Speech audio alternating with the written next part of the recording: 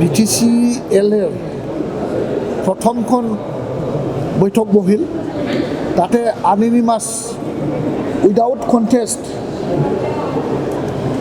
আমাৰ ত্ৰিদীপ দৈমাৰী ডাঙৰীয়াক আমি স্পিকাৰ হিচাপে বাছনি কৰি দিলোঁ আৰু আজি তেখেতৰ নেতৃত্বত আমাৰ BTCL এখন চলিব। আমি আশা ৰাখিছোঁ তেখেতৰ যিটো নিৰপেক্ষ ভূমিকা, ৰাইজৰ অভাৱ অভিযোগ আৰু আমাৰ ৰাইজৰ আশা আকাংক্ষা লৈ সন্মানীয় MCLA বিলাকে যি বিষয় লৈ আলোচনাত আনিব, সেই আলোচনাবিলাক যাতে স্পষ্টকৈ সকলোৱে যাতে নিৰপেক্ষভাৱে ভূমিকা লৈ পেলাই আমি ৰাইজৰ অভাৱ অভিযোগখন উত্থাপন কৰিব পাৰোঁ, তাৰে আমি আশা ৰাখিছোঁ আৰু আমি আশাবাদী। আৰু আজি ডেপুটি স্পিকাৰ নেক্সট এছেম্বলি ছেশ্যনত আমি বাছনি কৰিম। আজি ডেপুটি স্পিকাৰটো ড্ৰপ হৈ থাকিল। ইয়াৰ পিছত আমাৰ যিটো MCLA সকল আছে, আমাৰ সন্মানীয় MCLA সকলক লৈ আমাৰ ডেপুটি চিফ ছাৰে প্ৰিন্সিপাল ছেক্ৰেটাৰী আৰু আমাৰ কিছু বিষয়াসকলক লৈ পেলাই যৌথভাৱে আমি আলোচনা কৰিলোঁ। সেই আলোচনাত আমি এটা স্পষ্ট এটা ৰিজলিউশ্যনত আহিব পাৰিছোঁ যে এইটোৱে হ'ল যে বৰ্তমানে যিমানবোৰ আমাৰ TCDC, TCLCC আৰু টাউন কমিটি, আৰবান কমিটি যিবিলাক আছে, যিমানবোৰ কমিটি আছে, বৰ্ড নিশাই যিবোৰ আছে, এইবিলাক আজিৰ পৰা উইথড্ৰ কৰা হ'ল বা আজিৰ পৰা কেঞ্চেল কৰা হ'ব।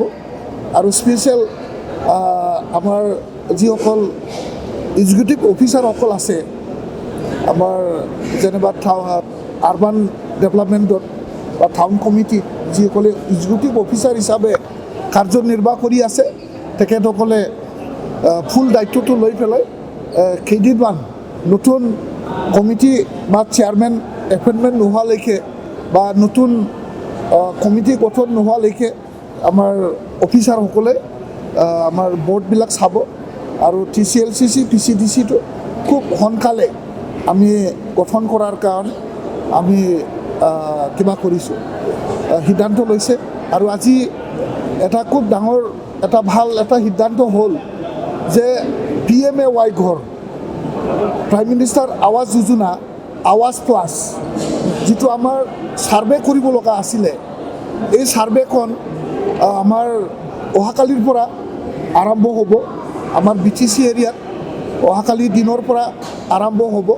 সকলো TCDCত আমাৰ ৰাইজৰ ফালৰ পৰা আমাৰ যিসকল ছাৰ্ভেয়ৰসকলৰ লগত আমি ভলুণ্টাৰীলি আমি তেখেতসকলৰ লগত গাঁৱে গাঁৱে যাম আৰু গাঁৱে গাঁৱে যিটো আমাৰ মানে কি বুলি কয়, এইটো ছাৰ্ভে আছে, আমাৰ যিটো ছাৰ্ভে কৰিব লগা বাকী আছে, এই ছাৰ্ভেখন আৰম্ভ হ'ব।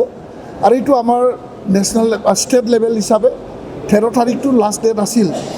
খুব সম্ভৱ মানে 13 তাৰিখৰ ভিতৰত আমি ছাৰ্ভে সম্পূৰ্ণ কৰাটো সম্ভৱ নহ'ব। সেইটোকে আমাৰ মাননীয় শ্ৰী হাগ্ৰামা মহিলাৰীদেৱে আজি মুখ্যমন্ত্ৰী ডক্টৰ হিমন্ত বিশ্ব শৰ্মা ছাৰৰ লগত যোগাযোগ ৰাখি ইয়াৰ এক্সটেনশ্যনৰ কাৰণে আমি মানে ট্ৰে কৰিম, যাতে আৰু 1 সপ্তাহমান আৰু এক্সটেনশ্যন পায়, যাতে সুন্দৰকৈ মানে যাতে ছাৰ্ভে কৰিব পাৰোঁ, যাতে কোনো ধৰণৰ ইয়াত আৰু ডুপ্লিকেচি নহয় আৰু কোনো ধৰণৰ যাতে ডুপ্লিকেচি কৰাৰ মানে কোনো সুবিধা নাথাকে। মানে সুন্দৰকৈ ছাৰ্ভে কৰাৰ পিছত আমি কম সময়ৰ ভিতৰতেই গভৰ্ণমেণ্ট অফ ইণ্ডিয়াৰ পৰা চেংচন কৰিম আৰু আমাৰ PMAY প্লাছ যিটো আৱাজ প্লাছ, এই আৱাজ প্লাছৰ কাম আমি একদম সোনকালে আৰম্ভ কৰিম। এইখিনি আজি আলোচনাত আমাৰ BTC হিচাপে ইনষ্ট্ৰাকশ্যন দিয়া হ'ল। আৰু বাকী যিবোৰ কৰণীয় কাম আছে, খুব কম সময়ৰ ভিতৰতে আমাৰ এক্সিকিউটিভ কাউন্সিলখন গঠন হ'ব। এক্সিকিউটিভ কাউন্সিল গঠন হোৱাৰ পিছত যিমান আমাৰ লাইন ডিপাৰ্টমেণ্ট আছে, ডিপাৰ্টমেণ্টবিলাকৰ যিবোৰ কৰণীয় আছে, বাকী যিবোৰ মানে আমাৰ বাকী কাম আৰম্ভ কৰণীয় কাম আছে, গোটেইবোৰ ট্ৰেন্সপাৰেঞ্চিভাৱে কাম কৰিবৰ কাৰণে আমি চেষ্টা কৰিছোঁ। আৰু খুব গোটেইখিনি কামবিলাক যাতে ট্ৰেন্সপাৰেণ্টলি কৰা হয় আৰু ট্ৰেন্সপাৰেণ্টলি যাতে আমি ৰাইজক এইবাৰ মানে প্ৰশাসন আমি দিব পাৰোঁ। আৰু আমাৰ যিবোৰ ছাৰ্ভে হ'ব, ইয়াত আমাৰ আগৰ চৰকাৰৰ নিচিনা আমি কোনো স্কিমক মানে প্ৰাৰ্থীকৰণ কৰা নহ'ব। ইয়াত ন' পলিটিকেলাইজেশ্যন, ইয়াত কোনো ধৰণৰ ৰাজনৈতিক সন্ত্ৰাসবাদ ইয়াত কৰা নহ'ব।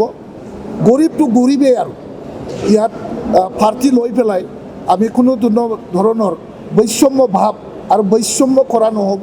সকলোৱে গৰীবে গৰীব, ধনীয়ে ধনী, যিটো যোগ্য ক্ৰাইটেৰিয়া, যাৰ ক্ৰাইটেৰিয়া য'ত মিট হয়, ক্ৰাইটেৰিয়া হিচাপে আৰু তেওঁলোকৰ মানে যোগ্যতা হিচাপে গোটেইবিলাক স্কিম ইমপ্লিমেণ্টেশ্যন কৰা হ'ব।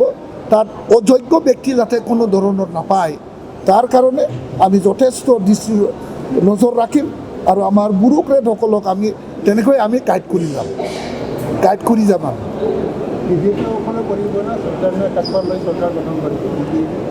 নহয়। এইটো হ'ল আপোনাৰ ৰাজনীতিৰ কথা। তো মই এতিয়া ৰাজনীতিৰ কথা ইয়াত আপোনালোকৰ লগত ক'বলৈ অহা নাই।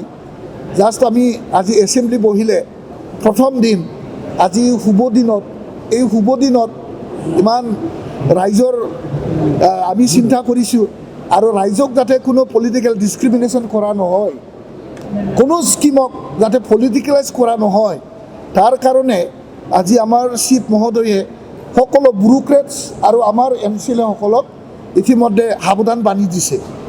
সাৱধান বাণী দিয়া হৈছে যে যোনে পাব লগা ব্যক্তি, যোগ্যতা থকা ব্যক্তি, ক্ৰাইটেৰিয়া মিট থকা ব্যক্তি, তেখেতসকলে পাবই লাগিব। ইয়াত কোনো ধৰণৰ স্কিমৰ লগত কোনো ৰাজনীতি কৰা নহ'ব আৰু কোনো স্কিম ৰাজনীতিকৰণ কৰা নহ'ব বুলি ইতিমধ্যে আমাৰ হাগ্ৰামা মহিলাদেৱৰ মানে পূৰা খৰা নিৰ্দেশ ইতিমধ্যে জাৰি কৰা হ'ল। গতিকে আজি BTC বাকী ৰাইজৰ কাৰণে খুব মংগলৰ দিন, শুভ দিন। আৰু এই শুভ দিনত আপোনালোক সকলোকে মই ধন্যবাদ জ্ঞাপন কৰিছোঁ। আৰু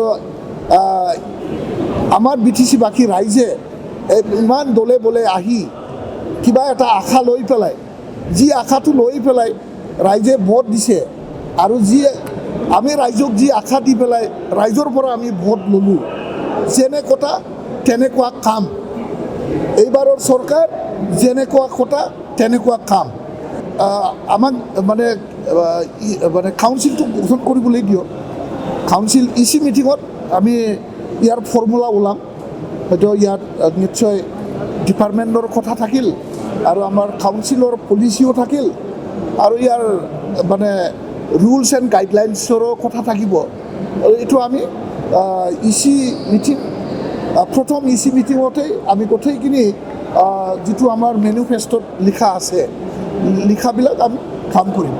আৰুতো আছে আমাৰ 5টা গেৰেণ্টি মানে EC মিটিং হোৱাৰ লগে লগে প্ৰথম EC মিটিঙতে আলোচনা কৰি ইয়াৰ কামৰ যিটো মানে আমাৰ ৰুলছ এণ্ড ৰেগুলেশ্যন আৰু কেনেকৈ আমি গাইডলাইনছত আমি কাম কৰিলে ৰাইজৰ সুবিধা হ'ব, সহজত যাতে আমি কাম কৰিব পাৰে, যাতে ৰাইজেও সহজে বুজিব পাৰিব লাগিব আৰু আমিও ৰাইজৰ কাম কৰাত যাতে সহজে কৰিব পাৰে, ৰাইজকো আমি ইনভলভ কৰিব লাগিব। মানে ৰাইজৰ পাৰ্টিচিপেশ্যন, মানে পিপলছ পাৰ্টিচিপেশ্যনটো খুব দৰকাৰ। ইয়াৰ কাৰণে মই এই সুযোগতে গোটেই BTC বাকী ৰাইজক নিজৰ চৰকাৰ, ৰাইজৰ চৰকাৰ, আমাৰ BPF চৰকাৰ যিটো BTC গভৰ্ণমেণ্ট, এই গভৰ্ণমেণ্টক আপোনালোকে নিজৰ বুলি ভাবি আপোনালোকে আগবাঢ়ি আহক।